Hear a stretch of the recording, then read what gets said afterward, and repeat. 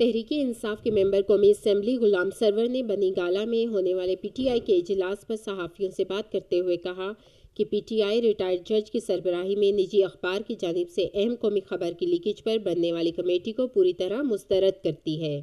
حکومت نے 35 دن بعد ایک ایسی کمیٹی بنائی ہے جس کی سربراہ کی نون لیگ سے وابستگی ہے۔ 35 دنوں کے بعد پرائم منسٹر کے انڈر ایک انکوائری کمیٹی بنا دینا اور اس انکوائری کمیٹی کا ہیڈ اس شخص کو لگانا جو کہ ریٹائرڈ جج ہے اور اس کے خاندان کی پی ایم ایل این کے ساتھ جو ایفیلیشنز ہیں وہ بھی چھپی ڈکی نہیں۔ انہوں نے کہا کہ ہمارے پرامن احتجاج کو روکنے کے لیے ایف سی سمیت اسلام آباد اے جے کے اور پنجاب پولیس کو استعمال کیا گیا اور اس مقصد کے لیے انہیں مرات اور تنخواہوں میں اضافے کا لالچ بھی دیا گیا، جبکہ ہمارے جلسے کی بجائے ان لوگوں کو جلسے کی اجازت دی گئی جن کے آئی ڈی کارڈ تک بلاک تھے۔ جو ہم نے کال دی تھی یہ پرامن احتجاج تھا، اور پرامن احتجاج کس کے لیے تھا کہ انکوائری ہونی چاہیے، انویسٹیگیشن ہونی چاہیے، تفتیش ہونی چاہیے، تلاشی ہونی چاہیے پرائم منسٹر کی اور اس کے خاندان کی، اور اس احتجاج کو روکنے کے لیے کہ جیسے دہشت گرد پورے ملک سے آ رہے ہیں، پرامن لوگ آ رہے ہیں، جمہوریت پسند لوگ آ رہے ہیں، محب وطن لوگ آ رہے ہیں اسلام آباد کے اندر، روکنے کے لیے تمام فورسز کو انوالو کیا گیا۔ اس میں ایف سی کو انوالو کیا گیا، پنجاب پولیس کو انوالو کیا گیا، اے جے کے پولیس کو انوالو کیا گیا،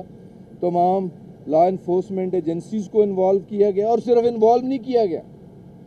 صحافیوں کو اجلاس کی تفصیلات بتاتے ہوئے انہوں نے کہا کہ P T I Panama leaks پر تمام سیاسی جماعتوں سے رابطے میں ہے، حکومت ناکام ہو چکی ہے، اس کی بدعمالیوں کا احتساب ہونا ضروری ہے۔ پیپلز پارٹی بھی نیشنل ایکشن پلان کے معاملے پر حکومت کو ناکام قرار دے چکی ہے۔ ایک طرف تو پوری حکومت ناکام ہو چکی ہے، مسلم لیگ نواز کی حکومت ناکام ہو چکی ہے، جمہوریت کا نام صرف ایک وجہ سے لیا جاتا ہے کہ اپنی تجوریاں بھرنی ہیں، اپنے اثاثے بڑھانے ہیں، اس ملک کو لوٹنا ہے، غریب قوم کا خون چوسنا ہے، جمہوریت کا نام اس لیے لیا جاتا ہے، اور اس کا حساب اب شروع ہو چکا ہے۔ تو اس وقت ضرورت اس امر کی ہے کہ اس تمام حکومت کا احتساب ہو، ان کی بدعمالیوں کا احتساب ہو، ان کی ناکامیوں کا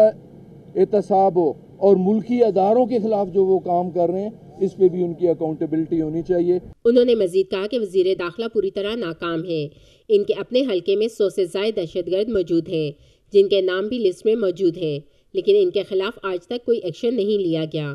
کیمرامین سلیم اختر کے ساتھ فریحہ سعید، رسائی ٹی وی، اسلام آباد۔